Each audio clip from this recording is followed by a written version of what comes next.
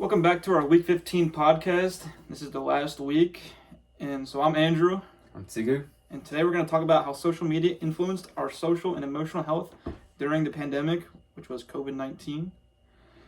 So our first section is digital connection during the lockdown. So I have a question for you. How do you use social media to stay connected when everything shut down? I'd say I just was on it a lot, probably because we had a lot of free time. Yeah. You know, I feel like a lot of people posted on Instagram and Snapchat like what they're doing, even though it wasn't a lot. They're usually just at home, but you know, you would text people, look at what they're doing, even if it was at home or outside something. Yeah. I feel like people were pretty active because they didn't have much to do. Yeah. What about you? I was the same situation. I had nothing to do, just laying on my bed, just texting someone or just scrolling through social media. What platforms do you think you relied on the most? I used Instagram the most because that's probably like the easiest media that you could use. Yeah. I'm bored, so I just wanted to know what everyone's doing. Yeah. What about you? I'd probably say Snapchat. You know, I feel like I text a lot on Snapchat. Yeah. I have a lot of group chats, so I text like all of my friends at once, or even TikTok. TikTok was still pretty popular during 2020. You know, there's Instagram too, all of it, because wasn't much else to do. Yeah. Do you think the social media helped you feel less isolated? I'd definitely say so. Yeah. I feel like, because you were texting people or seeing what they're doing, it made you definitely feel more connected because you know what people were doing during the pandemic. Yeah. You kind of stay updated. Yeah, I agree. I was also like bored and just scrolling through social media and just seeing what everyone's doing just makes me feel less lonely. Yeah. Yeah. Were there any moments where digital interaction felt more meaningful than usual? In a good way or a bad way? Either way. Either way. Yeah, sometimes you're in the house all day. You can't really go outside in Japan. So I felt kind of lonely when everyone's like traveling or just doing something fun with their friends. What about you? I'd say it probably felt more meaningful in a good way for me sometimes, like playing Xbox, because I could meet random people. Oh yeah. Like you just meet, you make new friends on playing video games because you talk to random people. But also it goes the same way what you said. Like sometimes you do feel even more lonely because you can see what other people are doing and you're just kind of stuck. So our next section is social media's impact on mental and social health. Did spending so much time online ever become overwhelming for you? Probably. I'm sure. There wasn't any specific moments, but I'm sure it did, just because it does get very repetitive after a while. Yeah, I feel the same because I scroll through Instagram a lot, and when I look back on my screen time, I have like an hour on the day. Yeah, time will go by so fast. Yeah, I kind of feel guilty. What am I doing? Yeah. Did you find yourself comparing your life to what other people? Yeah, definitely. If you're on like a Valentine's Day or whatever event that is, and you're just spending time alone, doing nothing, I kind of compare my same thing. Or even it can be anything really. People are outside doing stuff, and you're not. You're just like, wish I could be outside doing stuff. So, yeah. How did that affect your confidence or motivation? I want to say it affected my confidence, but maybe my motivation. Yeah. If people were outside doing stuff during COVID, I'd be like, oh, I can go do stuff outside too, and you might break a couple of the COVID rules and go do something to have some fun for a little bit. That's true. Yeah, for me, I played tennis all my life, and if my friends are posting something about tennis videos, I'll be like, oh, I probably need to practice more. I would do that a lot too. I remember there was multiple times we would go to the tennis court and jump over the fence so we could play tennis because it was locked or something. I don't know.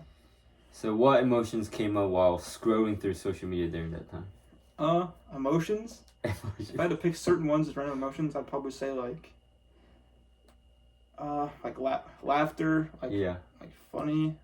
But then there'll also be sad times because sometimes you'd be sitting there scrolling and be like, oh, what am I doing? It's so boring. Yeah. You're stuck inside in a dark room, scrolling on social media. I don't know. I felt the same. What about you? Same thing? Yeah. Yeah. So our next section we're going to talk about is reflection and healthy digital habits. Yeah.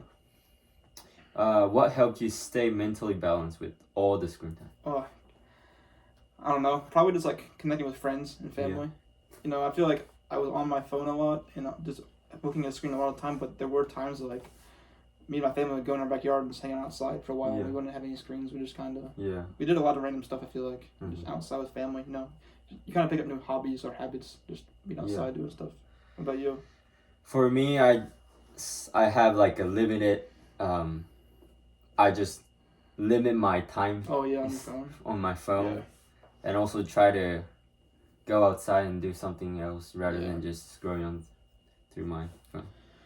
Did you make any conscious changes like screen time or limits on following certain people? Just like I said, I was doing that. Just try not to use my phone on the like on the table. When you're having dinner or any meal. Yeah. I feel like I didn't do anything major like for a reason, but like I would be bored and I would like go follow people I don't like accounts I don't really care about anymore. Just like people I don't know. I don't know. What lessons did you learn about using social media in a healthy way? I'd say it definitely needs to be limited. Like you need to limit your time, kind of like you just said again. Like you don't need to be on social media all day. Like seeing what other people do can affect the way you see people or see yourself. You know, because people only post like perfect stuff. I don't know. So like definitely like limit your time and like trying to. It's just for fun. Don't think about it too much. I agree with you. They just post something that's perfect. So I usually compare myself to others, but they're just having fun. Yeah. But it's not good to compare with others. What advice would you give someone trying to avoid burnout online? Trying to avoid burnout? I mean, honestly, the same thing. Like just, you know, it's hard, but limit your time. You don't need to be on all day. Some people worry about so much followers, who's following you, and how many likes you get. It doesn't matter. People don't care about that. Yeah. Like just limit your time. You know, go outside, have some fun. Yeah. Have actual social interaction in person. I think it's like good for you. Yeah. So our last section is rebuilding in-person connection after the pandemic. Yeah. Just in general, kind of. Yeah. What was it like going back to face-to-face interaction after being online so much? I'd say it was definitely different because like I feel like I reconnected with a lot of people who I haven't talked to in a while, like over social media, just because we were so bored. But even after that, like seeing them in person was still kind of weird because like we never hung out in person for a long time. True. I don't know, like it was definitely different because people would almost get nervous being in person, like like you might be sick, back up. I don't know, kind of funny. Yeah, those moments were so weird to me, and I didn't know how desperate I was to just having a face-to-face. That's true. So I was like kind of excited. Yeah, it was. New faces. Did social media make it easier or harder to reconnect in real life? Is it easier? I mean, I think it's easier to reconnect in real life. You could connect with. Yeah. Unless you're having like a bad relationship with anyone. I definitely agree with that. I think